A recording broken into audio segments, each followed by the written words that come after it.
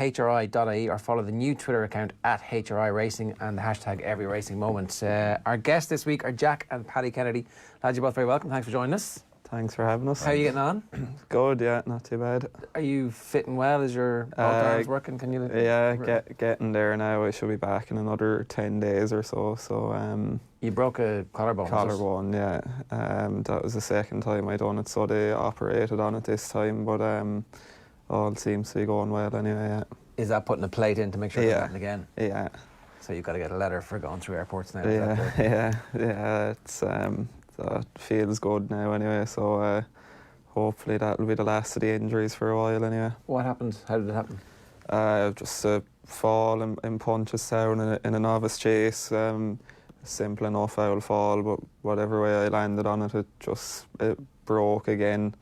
I had gotten falls since it had broke the first time and it was fine, but just whatever way I landed on it, it went again in the same spot, so they stuck a plate in it this time. Did you know straight away? I feel oddly familiar and kind of annoyingly so. Yeah, I had a fair idea when it happened that it was gone again, and I went into NACE and got an X-ray and it was in the same spot again. Right. So yeah. What's the pain level like for that? It's not too bad. It's more uncomfortable more than sore. It wouldn't be excruciating, but you'd have a fair idea that it's gone all right. What would the excruciating pain have been that you've suffered in your life that you would go, no, my collarbone's fine, I can take that? Apart from coming on this show. Hey. I don't know, I suppose the femur is probably, I broke my femur a couple of years ago. That was the sorest one I've had anyway. Right. We're actually grimacing just thinking about it, yeah. Because your foot ends up facing the wrong direction when that happens. Yeah. The fall in Punchestown, how was the ground that day? Was it like, it was nearly summer ground kind of, was it? Nearly, yeah. They were just getting the top off it, was all. So it was fairly good ground. I didn't get any kicking or anything. It was just from the impact on landing that it broke, so yeah. You were fitting well anyway, Paddy? Yeah, touch wood for a change, yeah. It's usually me that's on the sidelines, but I'm after getting a good run of it there lately, so long may continue. Is this an exciting time of year for you guys in National Hunt, where it's just starting and whatever horses you're associated with and whatever horses you know you're going to have for the most of the year, anything is possible for a lot of them? Yeah, it's an exciting time of year. It's rarely Robbie Powers, Jesse's first jockey, so I wouldn't really get, if I won on something, he'd obviously be riding him the next day, but even just horses starting back school and then horses getting ready, the likes of Size and John and them high-profile horses getting ready to run again. It's just exciting to be a part of it. Yeah, because you obviously see them over a long period of time. I guess you have to become attached to them, right? You would, yeah, you would. But you just build up an old relationship with them and that, and you just like to see them doing well, so you're hoping everything runs smoothly on the run up to them running. How long are you with Jessica? I think I'm there about 8 years now. Okay, that's like quite a long time. Yeah. So you'd know them all, all their personalities at this stage. Yeah. It's what a yard to be involved in when you think of what she's doing on the flat as well. Yeah, it's unbelievable. She's an amazing woman. Just there's not many people now that could have a CV like hers. From Guineas to Gold Cups, champion hurdles. She had an unbelievable season this year with 2-year-olds. You wouldn't write it. She was well into, she won't like me mention this really, but she was well into pension age and she actually really started training flat horses, which just shows that. Yeah.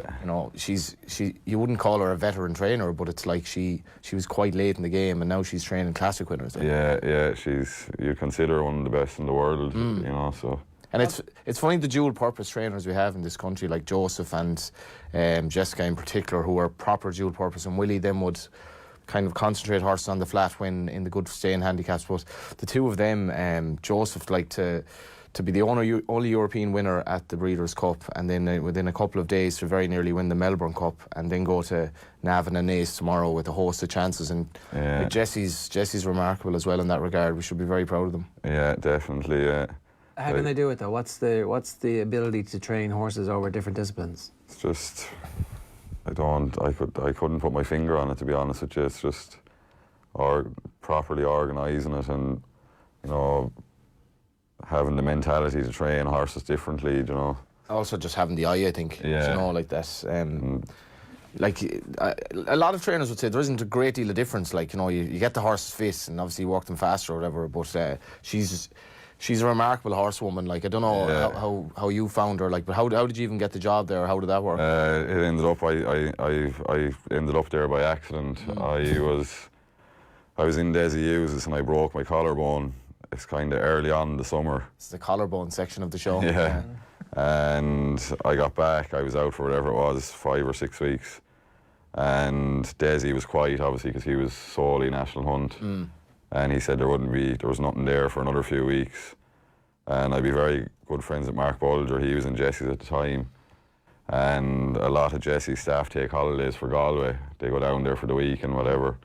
And she was looking for someone to fill in for a week. So I said, I'm at nothing else, I'll go in there. And I haven't. I'm sure that's not exactly what you said now. Like, I'm at nothing, sure, I'll go down and I'll give you a hand. Yeah, but it was kind of, I was available, so I said I'd go in. And I done the week there. And that week was finished, and I said I wouldn't mind, you know, staying here for a bit. So Jesse, like? Yeah, just Jesse and Emma and whoever was in charge. So I had a chat with Desi, and I said that I was thinking of maybe giving Jesse 2 days. So I was doing 2 days then, and then I left Desi's completely, and I was freelancing. And I nearly ended up on the road doing that, so I just went to Jesse's full time then, and I've been there since. How do you mean you nearly ended up on the road? Just riding out, depending on rides and not getting wages and things. And I've done that for about a year now. Some people were very good to me, but there was no future in it. It's a tough road, like the freelance jockey, if you're not getting the, like, freelance anything, but... Oh, geez, it is, yeah, definitely. You're dependent on trainers to give you rides, and so then when you have the likes of Jack or Davy Russell available and owners want them, and you're not even getting rides, it's tough. Yeah, I think, and I could be wrong in this, I think Davy Russell has 2 rides tomorrow, and so it shows that the loyalty that trainers have to jockeys, that Davy Russell only has 2 rides tomorrow, that Davy Russell is one of the best jockeys, like, of the generation, but trainers are loyal to jockeys, so if you're a freelance, it's hard to... You know, you nearly have to, like Andrew Lynch, I suppose. You have to do more miles than, you know, Michael Schumacher or whatever. Definitely, yeah. It's a tough old slog. It wasn't for me personally. Like I started off with Kevin Prendergast in Desi's, and I'm just used to being in one place, and that's what I like. Yeah, it's fair enough. Different people are suited for different things. Are you guys from a horse background? Not really. Our parents weren't into horses or anything. It was our eldest brother, Michael, and then Paddy that would have got me into it, but I suppose it was probably Mikey that got you into it. Yeah, I have a vague memory of our grandfather died when I was very young, but I have a vague memory of him taking myself and Michael off there was a pony on the farm called Snowy, and we'd be on it together. And that was enough to get the bug. Yeah, well, he passed away then, and it was kind of, we'd no one to bring us on the pony. And we have the Dingle races, then the flap and the pony race, and we used to go to that every year, and it was kind of, I don't know, I think it's something that's in you, just to, you know. Latent there until you discover it. Yeah. And you discover it and you're like, okay, this is my thing. Mikey got into it first, and then... How did he get into it? Just at the pony races? Yeah, just going to the pony race, and just thought he liked it. And because he's a trainer now, is he? He's a trainer now, yeah. Sounds exactly like Jack. If you ever hear him, you wouldn't know which one is which. But he I was only going along with him to do the dirty jobs, like mucking out and watering horse, but then I got the bug for it then as well. And then, sure, as soon as Jack before he could walk, he was on them, because we were after doing a bit of time with them then. So you bought a few ponies at that stage, is that to race them? Yeah. They were around the farm? Yeah. What type of farm was it? It was a sheep farm. Right. Yeah. You need the pony to keep you sane. Yeah. Yeah. But yeah, I used to really, even when I was in them, I used to ride them, and I kind of got sick of it then. And I said, I want to ride one of these in a race. I'm doing all the riding out, and I was lucky enough, the first ride I had at the flap and won. So I went to race then, so... That's the bug. Yeah. Dingle is so remote as well that it's not, like, to train from there, like, your brother's in Inishannon, I think. Yeah, he's in Inishannon now, yeah. To train from Dingle would be, like, tricky. Financial suicide, really, because it's just, to get to, your most local track would be Tralee, Tralee. which is gone. Yeah, so they give Killarney me now in Killarney. the stall. And even that's not that close. No, it's a good an hour plus to get there. Anyway, yeah. So if you had a runner in Downpatrick, now I'm just trying to I'd actually put it in the map how long that would take, but it's not conducive to training horses. Be 7 hours. Yeah. But like it's still you do get the feeling when you're down there how big the Dingle Derby is in the pony race. Oh, it's massive down there. Yeah, it's just big. It's a big weekend for the town itself, and it's kind of from that really you could say we got the bug for a race and as such. Yeah. So we still go if we can. Did your brother go to race as well, or like so? How did he just decide to start training? How did that happen? That's a proper serious step, right? Yeah, well, I think it was kind of always something he wanted to do. He used to train the flappers, and Paddy used to ride them, and then kind of got out of it for a while until I came along and he started training a few for me then as well. Just when he thought he was out, Yeah. back in. But There is a very famous video of Jack at was it a TG Carr documentary? Oh, yeah. Yeah, giddy up. Yeah. If we could find that, it'd be amazing. Yeah. But you actually haven't changed that much either. Yeah, we play that at home every Christmas. It was amazing, yeah. So is that the video of the race that you win, or? Jack didn't win on that occasion. He was, no. although he gave a good appraisal before the race of the horse's chance when he basically said, "She's tiny and the rest of them are much bigger. I've no chance." A good judge, it turns Yeah. out. But Do you remember that day actually? I do. Yeah. What age are you? 9. 9. Yeah. It's Or brilliant. 9 or 10, I think I was. Yeah. Yeah. Didn't realise the star that might be born, but it's just the innocence of the young jockeys at the time, and Yeah. it's really like old Ireland almost, like just young lads riding out ponies and by in a coastal town. Yeah. What are your memories of Dingle like? Is the Derby and all that? Because it is like must be unbelievable crack. Yeah, but just like I've been going there since I can remember, and the jockeys that have rode there, that have started pony racing and went on to become Who do you remember? top class. Like I remember Nina. I actually remember they used to have a hurdle race there, and I remember Rory Cleary, would you believe, and his twin brother riding in the hurdle race there, and sure they must have been only 4 stone, like. But there's just little things like that to stand out in your head, What an education for jockeys, though. Do you know? Yeah, Jack, you know more, but I didn't do it that much now. I used to go all right, but I didn't ride it that much. But you were a hardened flapping man, weren't you? Yeah, well, I started doing it when I was 9 and up until I was 15, so I was all around the country, but it's an unbelievable grounding for... So you're all around the country at 9, 10, kind of... Yeah, only for my parents.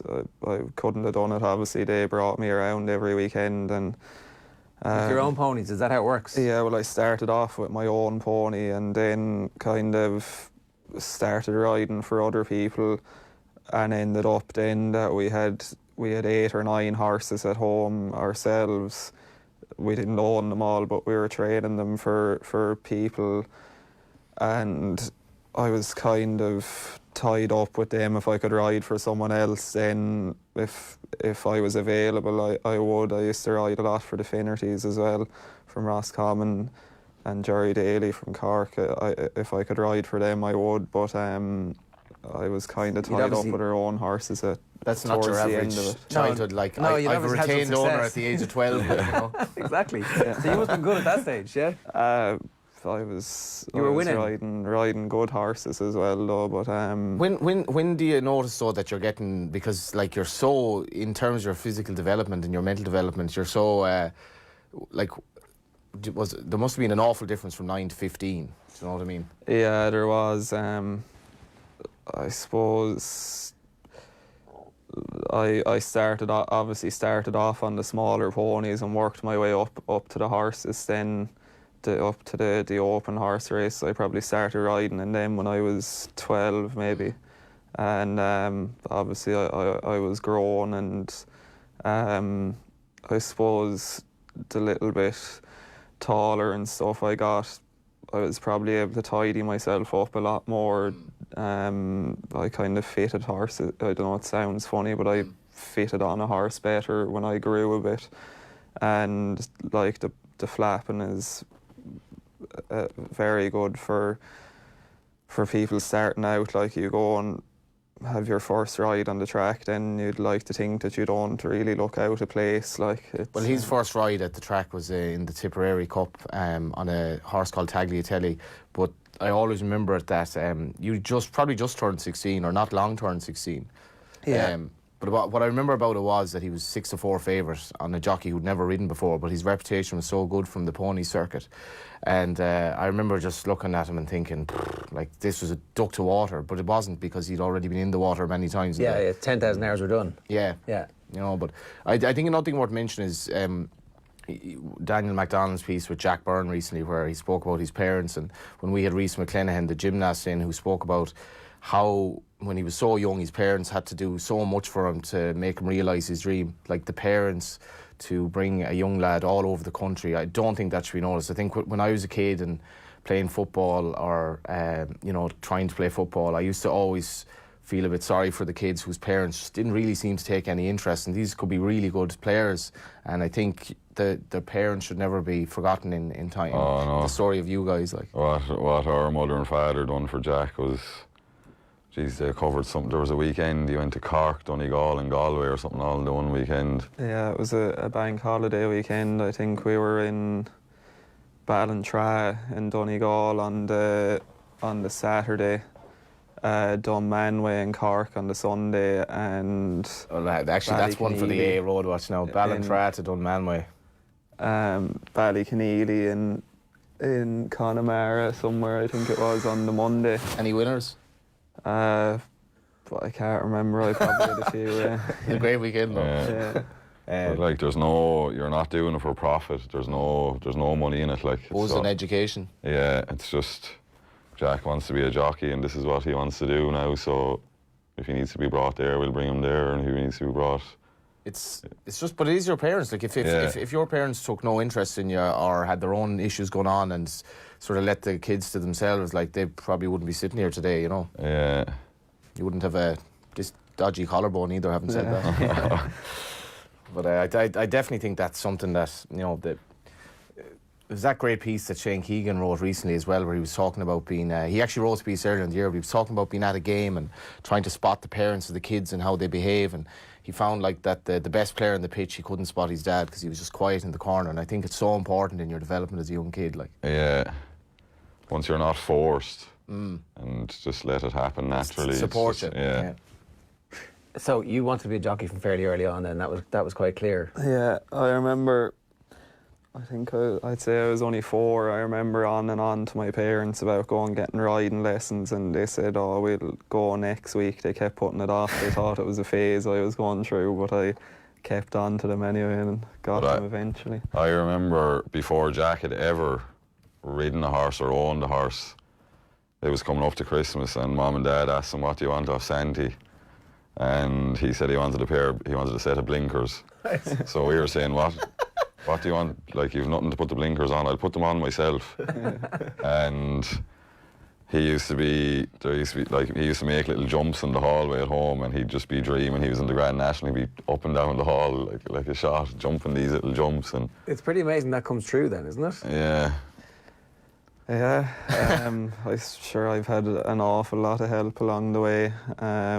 Even like when I was riding at the Flap, and whenever Paddy could get a chance to come on a Sunday and go through all my rides with me, what I done right and what I done wrong, and where so there was I a needed to tidy constant feedback loop from people you trusted to kind of say, look, that was good, you need to do a bit more of that. Yeah, and even Michael as well. He was probably a little bit harder on me than Paddy was, but I knew you were fonder of Paddy for some reason. Yeah, no, he was a great help as well. I was going to ask about that dynamic, because I know my kids kill each other over nothing. So here you guys are talking about like winning and losing of races, which is important that you've all travelled the country for. So how was that dynamic? Was it? Yeah, so it's grand now that you're grown up, but like as kids, was it? There was a lot of fights. Like Mikey was very tough, but it would like now today it stands to you the way he, you know what I mean, because you don't go through life with people mollycoddling you, do you know what I mean? So I suppose you could really thank him for being able to take a bollocking. Yeah. He's got plenty of them off him. Yeah. Yeah, that's important as well. Yeah. Like it's, I have to say, in fairness, since I've known Jack, which isn't that long, Paddy is almost always there, like as his guide, like because Jack came onto the scene so young that, and I think without knowing an awful lot about it, I think Paddy's had a huge role in keeping Jack round as well, because Jack hit the top very, very soon, and it's dangerous, I think, as a young jockey as well to. I think in any profession, when everything happens very easily to you at a very young age with a long career ahead of you, you can become complacent and think, well, this is always going to be like that, and it's not. No, you're exactly what you said. Like, Paddy has always been there, and obviously I've seen him go through the whole process, and has probably been. Things were a lot harder for him than they were for me, so I know the way things can be as well. Like so. Also with Gordon Elliott, like there's no airs or graces in that yard whatsoever, you know, and everyone mucks out everyone, and I'd say it's a great place to, you know, you might be Jack Kennedy, but you're just anyone else, like. Yeah, exactly. That's it. So I was going to say there, Gordon has played a massive, not like. Everyone thinks it's great, oh, he's riding this for Gordon, and Gordon's good to him for giving him rides, but there was more to what Gordon done for him. When he went up there first, he lived with him in the house. Gordon took him into his own house, and Gordon's mother done his washing and cooked his dinners, and like Gordon has played a massive role. And then I know obviously you have to be able to ride, but Gordon put his neck in his line, or on the line. I think he were only 16 and he'd 5 rides in Cheltenham or something. That's massive for any trainer to say, oh, Jack's going to ride this. It's kind of like, if you want to look at a comparison, Gavin Bazuna for Shamrock Rovers getting his debut at 16, and Stephen Bradley throwing him straight into games and giving him a game in Europe in his 5th or 6th start, and kind of putting them in at the deep end because knowing that they were good enough. Yeah. But did he make you watch Home and Away every day, or? I used to watch it anyway. Actually, that's even worse. Yeah, Gordon may be many things, but he's tasting TV. Is he Home and Away addict? His biggest, right. favourite show. Yeah, and Jack has finally admitted on national radio that he was actually a fan as well. Yeah, I still watch it. It's good to have those comforts. Did you ever at any point feel overawed, or was it like you didn't know enough at the time because you were like, oh, this is what it's like, this is my. Do you know what I mean? Like now, in retrospect, if you were to go back and go, Jesus. I don't know really, to be honest. I don't think it came naturally enough. Yeah, I'm not really the type of person that I get too wound up about anything. Wouldn't have thought that. No. Would not have thought that. Yeah. Very excitable character, our Jack. What about the big days? Like, what about the big days at Cheltenham? Do you notice the fact that the horses are a little bit more on edge because there's 100,000 people in the stands? It's different, yeah, but I enjoy the big days. I think when there's a little bit of pressure on you, it's a good thing. So yeah, I don't get too worried about them. But enjoying them is actually a great thing, because a lot of people don't enjoy that. Certainly they get a bit tense, you know, in every sport.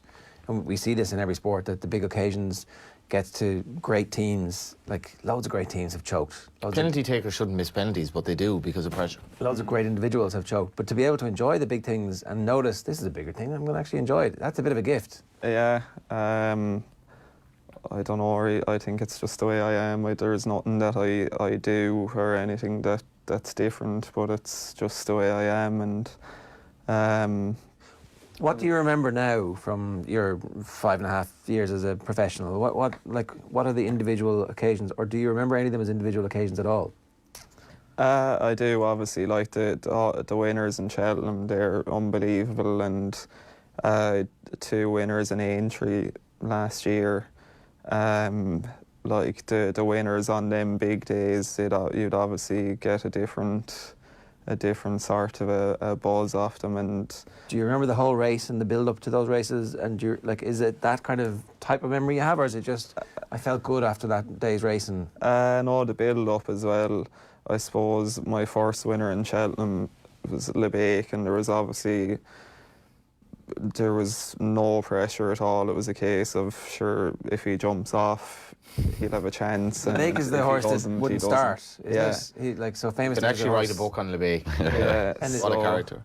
Yeah, is it Nick English tells the story about trying to back him in running and the phone having no coverage and watching as LeBake is streaking off. And Well, there's maybe shouldn't necessarily mention this because it's not really the way you should be betting, but there was a big swell of people who the bookmaker will generally allow you in a hurdle or a jumps race because it's 2 miles, so it's 4 minutes minimum really, and they want to take late bets because the late bets are generally bets that are put on without too much thinking, or there was a humming and hawing.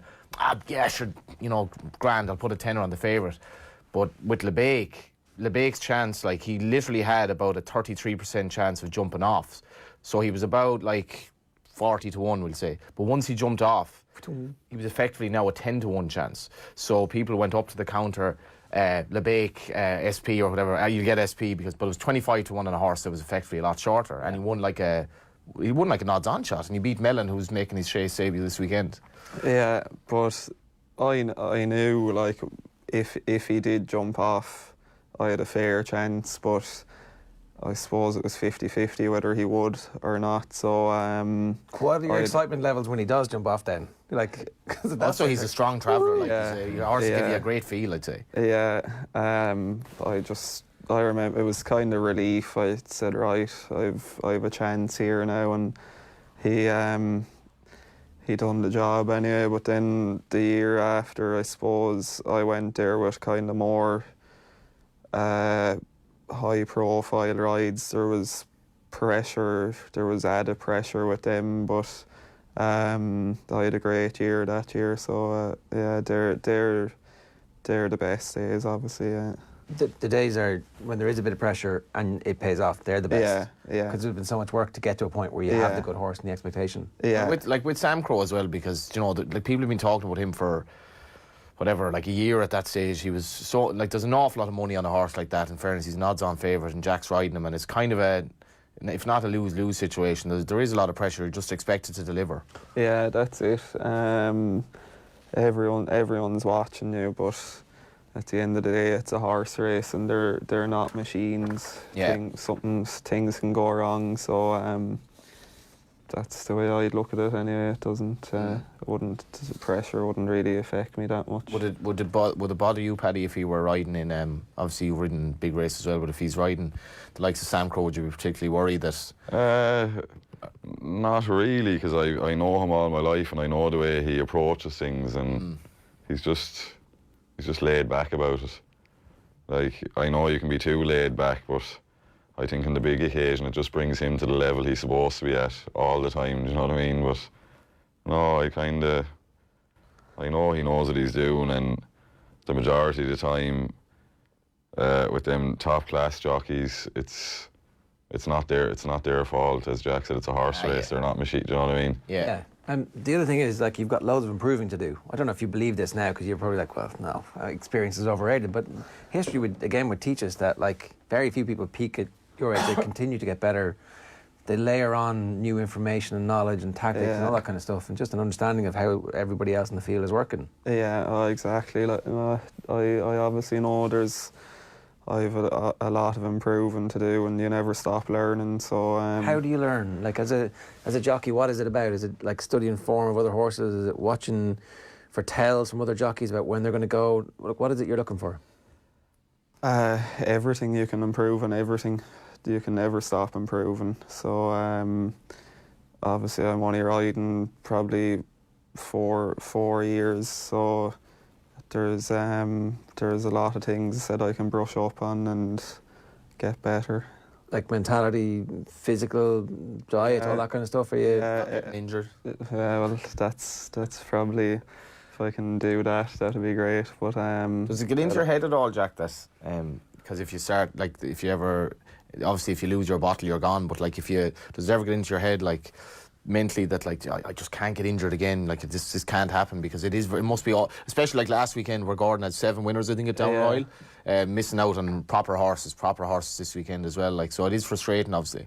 Yeah, it is. Obviously you don't want to be getting injured, but it's part of the game. It comes with it, so I I suppose if you're going out worrying about getting injured, it's probably... That's not good. Yeah, it's not really, you should be thinking about giving up, I'd say. So, yeah, it doesn't, I wouldn't really be thinking about that. Once you're back fit and well, you kind of forget about it. So, yeah, it wouldn't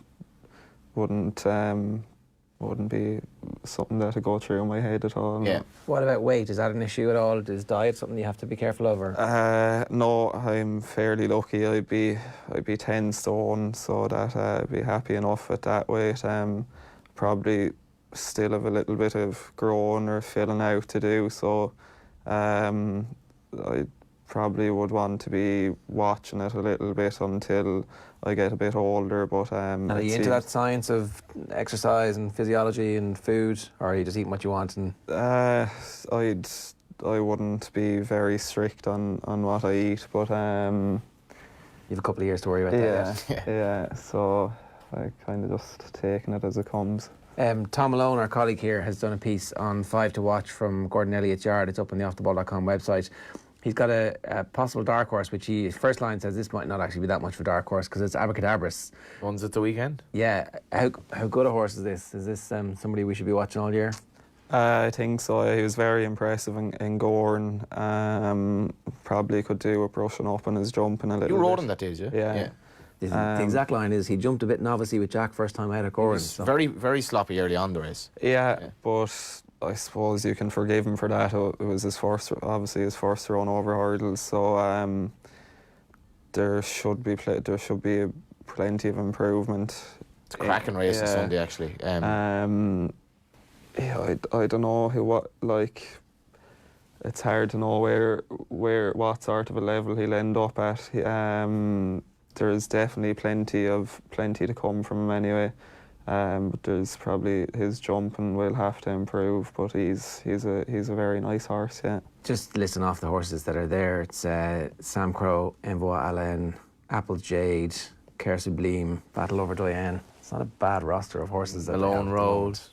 Yeah. So on and so forth. Yeah. What's your season looking like? What are your aims for the year? Just stay sound and ride as many winners as I can. I'd never ride too many winners anyway, but just keep the bills paid is the aim. Yeah. Yeah. Because you're obviously so into horses that you've started to buy, and you've got a farm going. Is that right? Yeah, we bought 50 acres in Kildangan.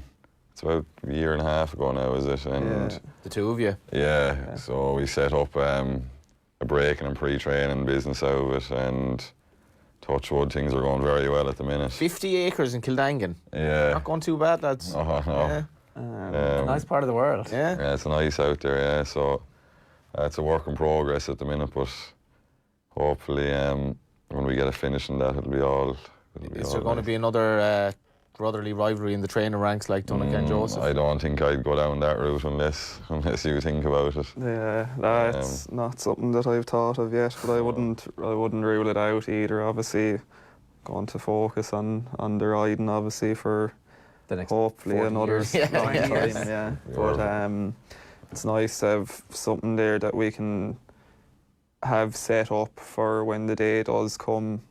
We're finished riding, that we have something They there. sound like a kind of a married couple talking about their pension plans. Like, just so we have something to look back on. We've been very lucky now from the day we opened the gate. Jesse has supported us and gave us some nice stock to break, and Gordon has given us a couple of owners that have given us horses as well. That's to go class, to different isn't it? yards. So It's obviously them paying back the service that they've had from you guys as helping out as colleagues, helping out people starting off. Yeah, so we just try and provide a good business, and hopefully the reports they've been good so far. So hopefully they'll stay good. I want to give the Kennedys a bad name. No. Come here, though. Like that means you've no downtime ever. You've you grow up in a farm, so you realise that like farmers are working all the time, and then as soon as you get jobs where you might be like, oh, I might have a few weeks off here, you're like, no, I'm gonna straight into breaking horses in the off season. We'll be old enough at the one stage that we won't be able to do much anyway, so you might as well make hay when the sun shines, as the fella says. Fair point. Yeah, that's a fair point. Well, best of luck with it. Yeah, thanks. What's your ambition for the year? Is there like specific races that you target now when you know you've got these horses that, and do you think about them this far out, or are you like, look, I just want to, I know if I get fit and we look after the horses, everything will look after itself? I'll try and stay in one piece is the main thing, and there's plenty of nice horses to look forward to. I would never really set any targets, because I think you're setting yourself up for disappointment then. But every ride at a time, like. Yeah, I just take it day by day, and But when the horses are this good, like, that's a legitimate thing to say, because you know if you're fit and they're fit, you're in contention. yeah. Obviously, it's exciting, but I wouldn't. Is champion jockey something that you want to chase at some point in your career, that you kind of feel like, you know, chasing the number of winners is something that you want to do with? Yeah, definitely. But I think that ship has probably sailed now for this year, unless something a miracle happens. But it's definitely something obviously every jockey wants to be champion one day. So yeah, you've got the armoury to do it though at some point. Yeah. Hopefully, touch wood, once we once everything stays the way it is, hopefully it might happen sometime. Yeah.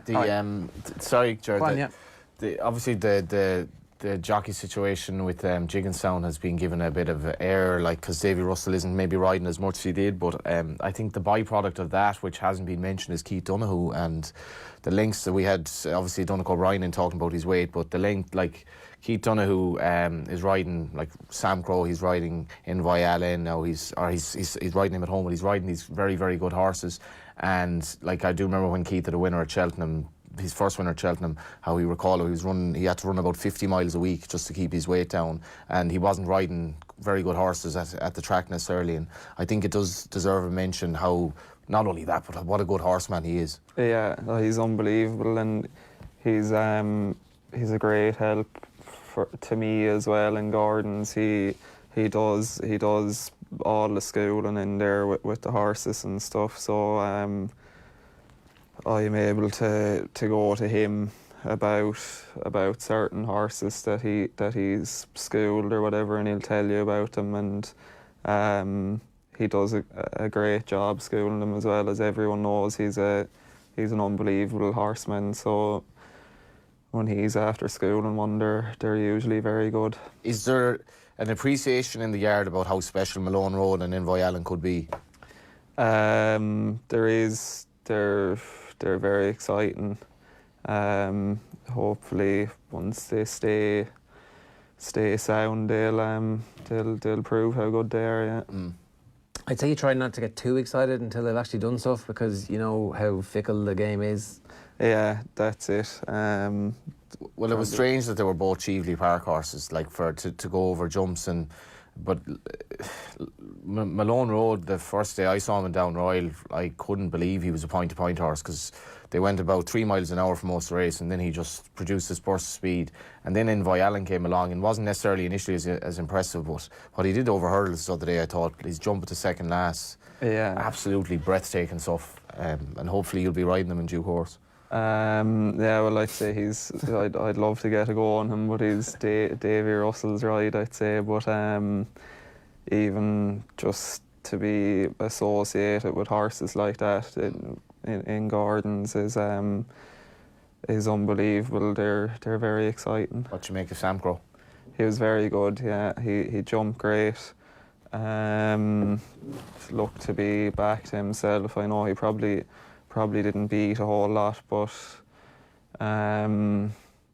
he couldn't have done any more, so I was very happy with him. Yeah. Lads, stay with us. We've got to take a quick break. Friday Night Racing is brought to you by Horse Racing Ireland. We'll get to the tips and trying to break a 9-week-long famine to try and kill that, Johnny. Go to the ads, isn't it? Go to the ads, he's saying. We've got to follow his order. We'll take a quick break back after these. Friday Night Racing on Off the Ball. Brought to you by Horse Racing Ireland. Love every racing moment. Visit hri.ie. All right, you're very welcome back to Friday Night Racing here, brought to you by Horse Racing Ireland. Love every racing moment. Visit hri.ie. We have the Kennedy brothers in with us today to try and maybe help, bring some good luck for Johnny, who's 9 successive weeks he's tipped a loser on. No, the he didn't. show. I wasn't in all 9 weeks, so that's 8 of the 9 actually weeks he's been factually in, inaccurate. so- but it's At been- least one of those weeks I wasn't here. It's been 10 weeks since a winner has been tipped on the show by you, Johnny. That's pretty bad. But you do, as Paddy and Jack will tell you, you go through lean spells in life. You know? You're on a lean spell, all right. As the gambler once said at the Dogs, I've had 25 losers in a row. What's a 26? What difference is it going to make at this stage? So anyway, this is the tip for the weekend. Yeah, so a different week with the same result as Johnny's selection. Perfect Trapattino was unplaced at Naas. Fourth, one place off being placed. Last weekend. Well backed, but not good enough. The Toad Irish Inter Jockeys Fund continues to remain at €7,549. The losing You're streak, not it looking at says, the positive, Ger. losing streak now stands at 9 weeks. Surely it can't hit double digits, somebody wrote. So, in the quest for it not to hit double digits, the nap is rock the bone in the 140 at Naas tomorrow. Did a bit of work for the race for both this weekend. I think there are at least 3 races where JP McManus has 4 or 5 runners. Right. So for a punter, How do you know which one to pick? it's very hard. I'd be fairly confident that Rock the Bone is the one. John Kiley, who I would love to get on the show at some stage, one of the genuine geniuses of the game, trains this horse, who now looks very well handicapped. Okay, what kind of price? Hopefully shorter than what he'd be in the morning, but I think he could be 6 to 1. Okay, and you're backing this to win or each way? When you're in, you know, when things are going bad, let's be aggressive. Win. All right, Yeah, okay. all in. So a reminder, the jumps action really starting to ramp up. Plenty of stars on show this weekend. The action will come from Naas tomorrow. On Sunday, it's the Tote Fortria Chase, the highlight of a high-class card from Navan. And a reminder, Tote customers can enjoy free tickets to Thurles for their meeting on Thursday, the 21st of November. See thetote.com for details.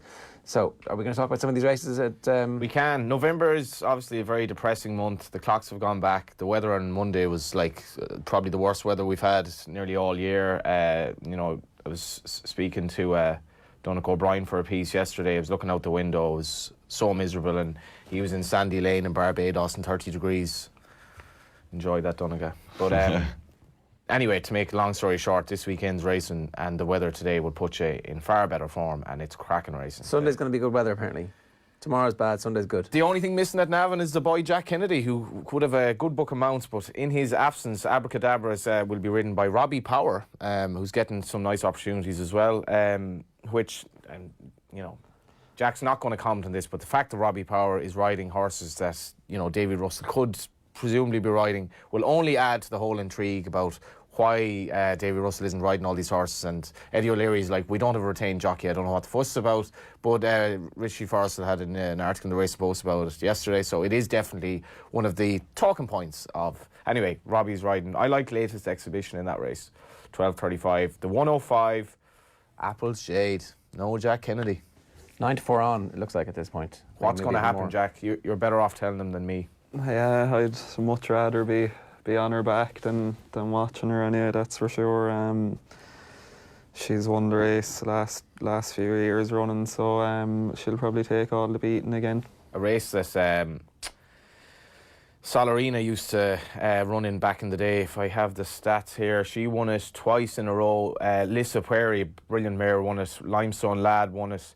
Valor La Vedette, Apple's Jade, the last race. Arctic Fire, proper race. And this one looks between Apple's Jade and Bacardi's, who definitely isn't without a chance. And the other graded race to mention is the Fortria Chase, in which Hardline is representative of Gordon. A Plus Tard is very interesting for Rachel Blackmore and Henry de Bromhead. Henry's form at the moment is absolutely sensational. He's just keeps going up in the estimation of punters and everyone, I think. But this horse is getting, considering like he's nearly 6, he's 6 years of age in less than 2 months. He's getting A Plus Tard, yeah. So he's getting a 5-year-old allowance, which is probably nearly a little bit questionable because he's not fully developed, obviously, but he's getting £8 off Duke de Geneva and Hardline.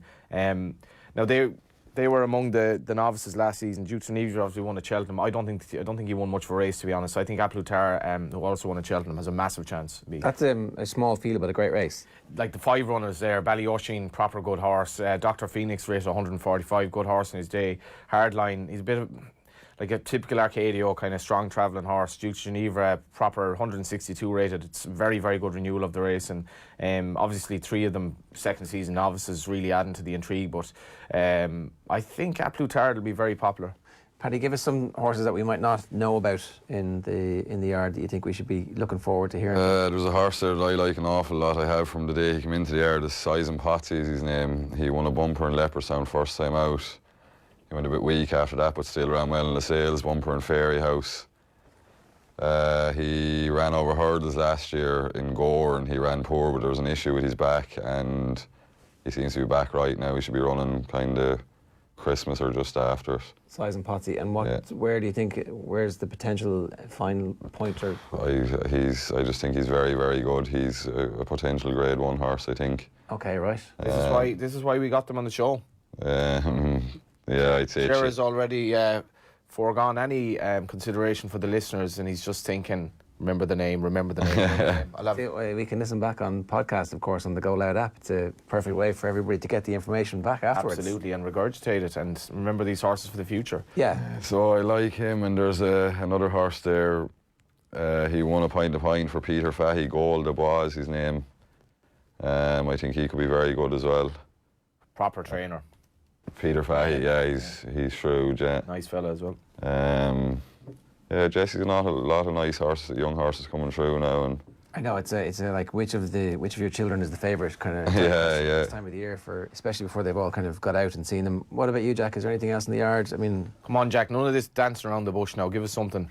Like a stable full of stars. Tom gave us the dark horse Abracadabras, and I just looked there and the price is like 6 to 4 on. I'm like, come on. Yeah. I think Fury Road, he won a maiden hurdle in Down Royal last week. I think he could be an exciting one going forward. He won very well, so that nearly went under the radar because it was such a big weekend. Yeah. He was absolutely brilliant. Eddie O'Leary gave me him as his Christmas nap last year, and I remember I was having a bad day, and he ran the bumper, and it was like 6 to 4 each of 2, him and Horse of Willie's, and both of them flopped. But Fury Road is a proper good horse. Yeah, he looked to be the last day anyway. He was very impressive. He jumped very well. So Eddie was giving you a nap that flopped. That was that. In fairness, he was right. Johnny. It was kind of right horse, wrong day, if that makes sense, or right horse. I backed him. But anyone else? Not that I can think of off the top of my head. We know Fury Road's a good horse. Give us something. Young Jigginstown horse, bumper horse. Oh, I can't think of anything off the top of my head now. It's a disgrace. You watch Home and Away and you can't give us a. If you can think of them off the top of your head, they're usually not good. That's a fair point. Yeah. So listen, 10 days, you think you'll be back? Hopefully, yeah, all going well. I must go back to the hospital to Paddy Kenny, and hopefully he'll give me the all clear. Are you doing physio at the moment as well? Yeah, I've plenty of movement in it and stuff, so it's nearly there. It feels good anyway, so hopefully it'll be all go after that, yeah. Well, listen, I hope the area around Kildangan is the new Hyannisport for the Kennedy brothers, and the compound grows and grows. Best of luck with that, and thanks a million for joining us today, lads. Thanks. Some parties there, I'd say, now in the future. No, low profile. We're all going back to Kildangan, no? No, I have a little boy at home now, so my partying days are over. Come on. Yeah. Since beyond his years. I would like to wish you all the best, Jack. You've had terrible luck, and thanks. We'll all be the better for having you back on a horse again. No, absolutely. Friday Night Racing and Off the Ball brought to you by Horse Racing Ireland. Love every racing moment. Visit hri.ie. Indeed, if you missed any of today's show, it's all available for you on youtube.com/Off the Ball. You can get it through HRI as well, and of course on the Off the Ball website, and the Go Loud app is the best place to listen back to the podcast. Friday Night Racing brought to you every Friday afternoon at 3 o'clock on all of our social channels, and then of course repeated on the radio on News Talk every Friday evening from 8. We'll see you next week. Good luck. Friday Night Racing on Off the Ball. Brought to you by Horse Racing Ireland. Love every racing moment. Visit hri.ie.